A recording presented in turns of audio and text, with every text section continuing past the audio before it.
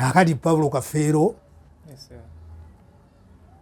naye namanyirawo empola mpola naye ngamba okutandika okumuguza ntandi osooka musisinkana wa ku shoki eje wasooka Ntinda waliwo mu kiseera ekyo waliwo post office bw'oba oyambuka booti Ntinda waliwo post office eri wano weti kati bagifuula mwalimu engeri ya holo bwekyo ebifo oba mwaterekebwanga ebitereke nga bw'omanya ebyokuyiiya ssente byali byatandika dda kati abakulu baawo ne bagifuula holo kati Kafeero yajja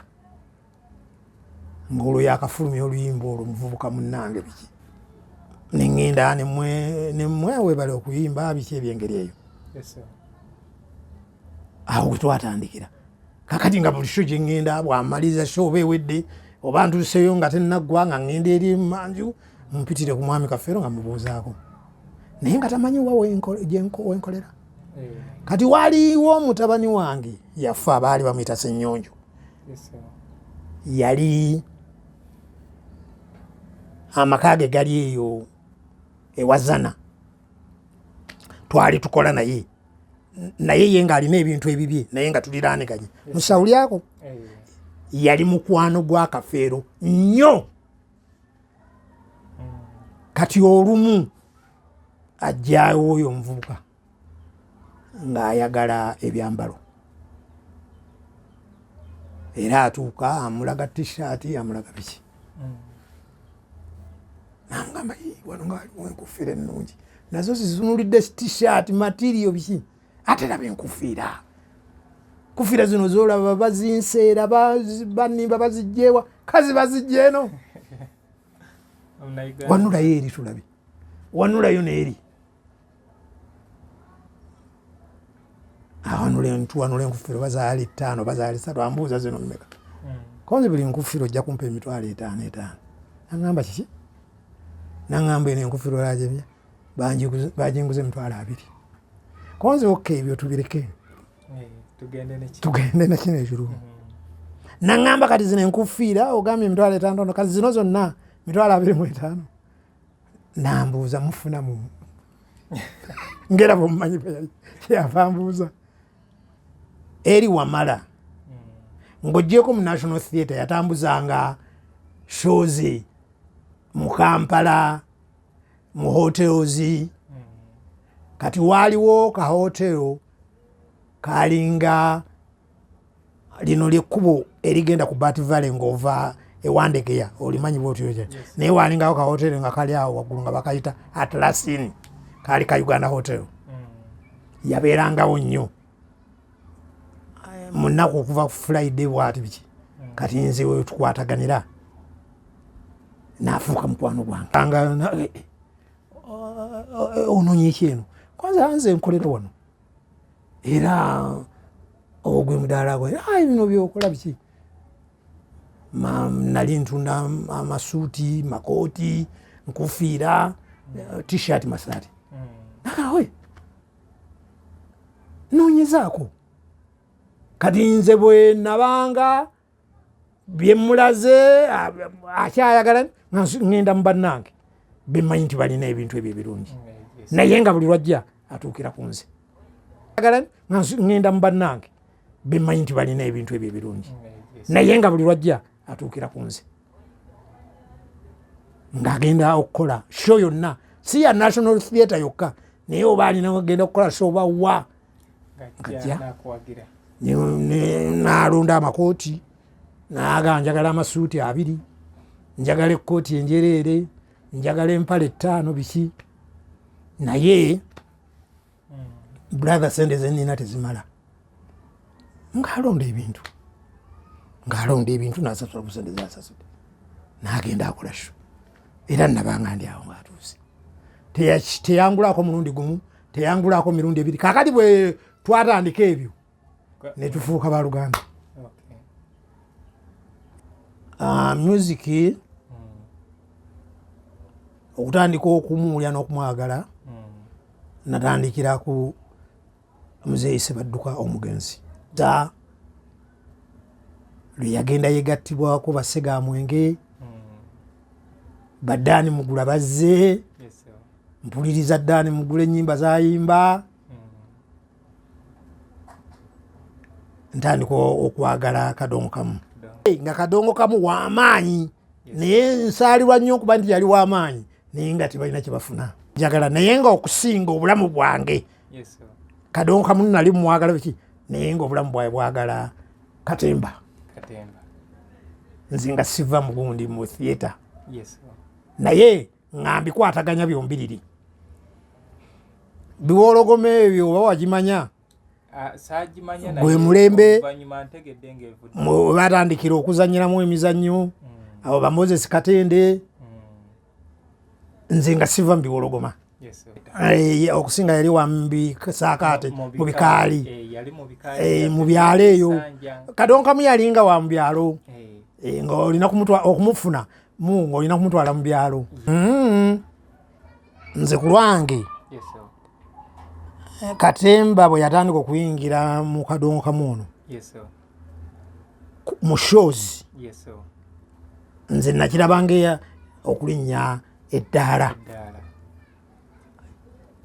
ekirala manya nti ng'olwo n'omuntu abadde anyumirirwa obunyumirwa Katemba nga Kadongo Kamu ng'awalirizibwa okujjayo lwa nsonga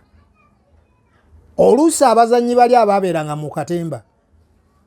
aba Kadongo Kamu be baaleetanga ne bayambako nabo bennyini ne bazannya kati olinga bw'awulira nti gundi mwali mu kibiina gundi ng'ayinza okujja olw'obuzannyo obwo bwabeerangamu ate n'ekyokubiri mu bufunze okwanukula ekibuuzo kyo nze ndowooza kyali kirinnyisizza omutindo nze sikirabamu mutawaana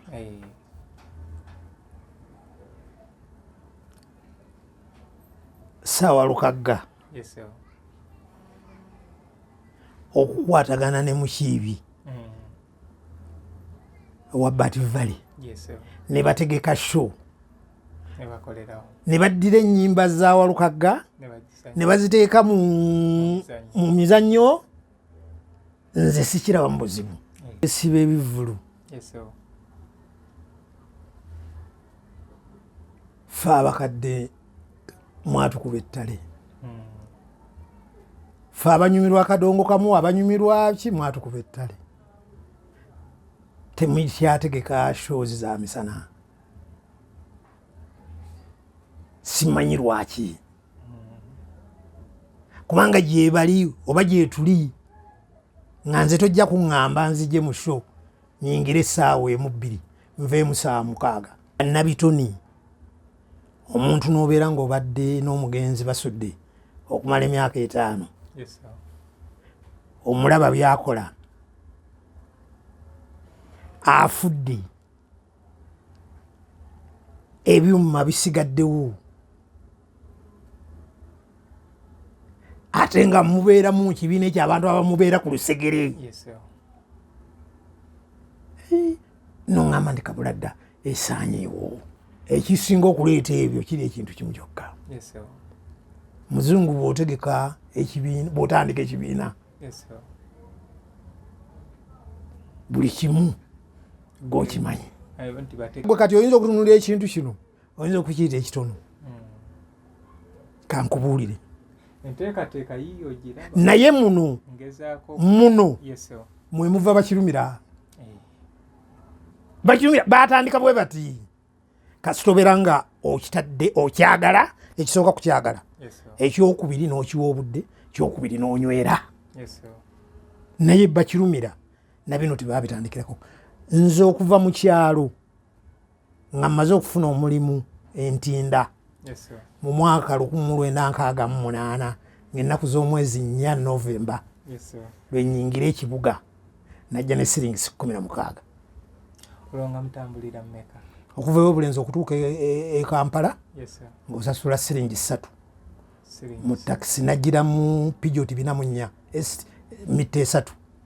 mwami eyandeete yanvuga yali baali bamuyita Mbalire yafa ende ezo nazifuna nalina omwami gwe nali nkolera nga bamuyita Sempiira Frederick nakati gyali nali nfumba Walagi nga buli pipa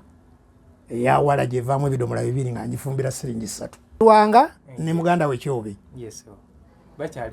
baafa dda Kyobe ne muganda we Sserwanga yali omugagga, Yes. Kyobe yali mukulu we, Okay. muto we.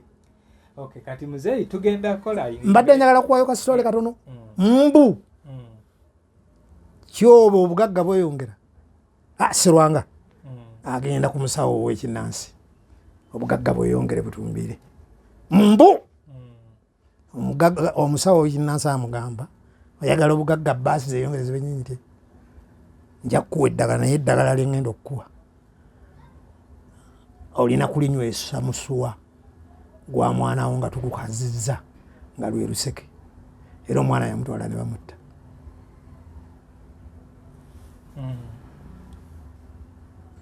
Era ne bamuwa eddagala n'akozesa omusuwa gw'omwana we. Bwayitawo ekiseera kitono maaso ne gatandika okumuluma biki ne kaziba. Plan B Records ye studio yokka ekuwa ekiri ku mulembe. Oyagala ku recordinga luyimba ku Plan B Records. Tu recordinga nyimbe z'ekika kyonna nga raga, reggae, kadongo kamu, afrobeat, band music n'ebika bya music byonna eby'enjawulo.